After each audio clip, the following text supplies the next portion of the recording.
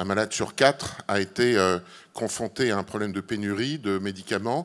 Les pays européens font un cadeau extraordinaire au laboratoire puisqu'ils font une négociation par pays, ce qui met actuellement en concurrence la France avec la Belgique, avec l'Italie, avec l'Allemagne. Donc aujourd'hui, il faut renforcer ce rapport de force, et ce rapport de force, c'est d'avoir non pas 27 pays devant un laboratoire qui en plus se mettent en concurrence les uns avec les autres, mais l'Europe qui négocie. Et là, vous verrez que tout d'un coup, j'allais dire, la peur va changer de camp. Il s'agit d'un vrai problème de désert sanitaire.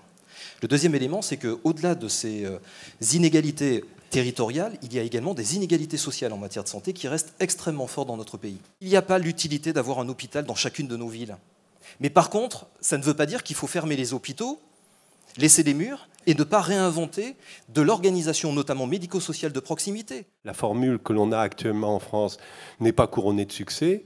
Mais encore une fois, on voit aussi de nombreuses études qui montrent que dans d'autres pays, ils sont confrontés à la même chose. Mais si on veut agir sur les inégalités de santé, il faut aller bien au-delà et bien en amont de ça.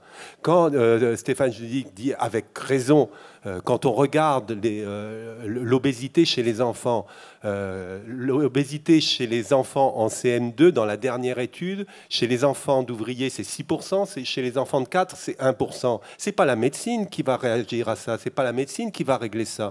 C'est effectivement des inégalités sociales de santé. Misons davantage sur la bonne articulation entre les tâches, les responsabilités, les missions qu'un médecin, qui doit rester le médecin généraliste, le pivot de l'entrée dans le système de santé, mais le fait qu'il puisse y avoir un partage des tâches avec d'autres professionnels. Est-ce que nous avons envie donc d'avoir un contrat qui définit des règles fortes en termes d'objectifs de santé publique, et c'est normal que l'État définisse des objectifs durables pour demain, ambitieux pour demain, pour faire face aux transformations de notre société et des besoins de santé.